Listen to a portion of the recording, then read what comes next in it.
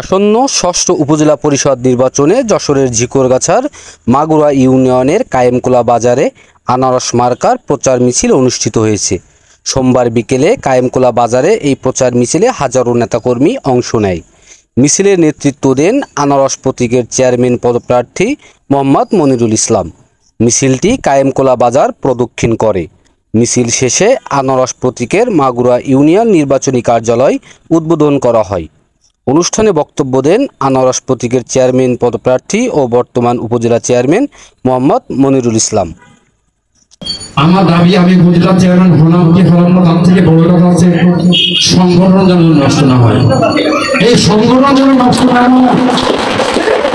আমাকে ভোট দেবেন না দেবেন সেটা আপনাদের বিবেকের পরে ছেড়ে দিলাম।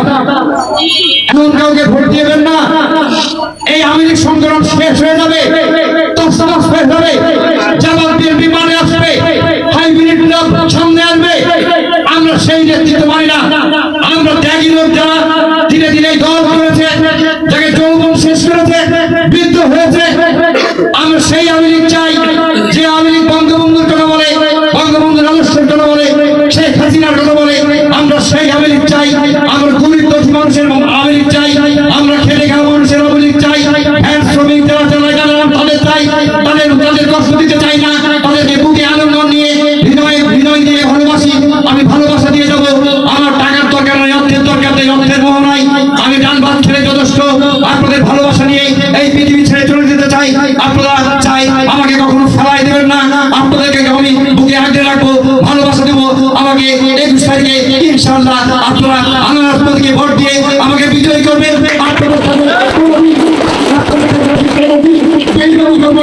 আপনাদেরকে কষ্ট দেবো না, এই ওয়াদা করে আমি আমার সংক্ষিপ্ত বক্তব্য শেষ করছি। জয় বাংলা, জয় বঙ্গবন্ধু, বাংলাদেশ চিরচিরীয় খোদা হাফেজ। ধন্যবাদ।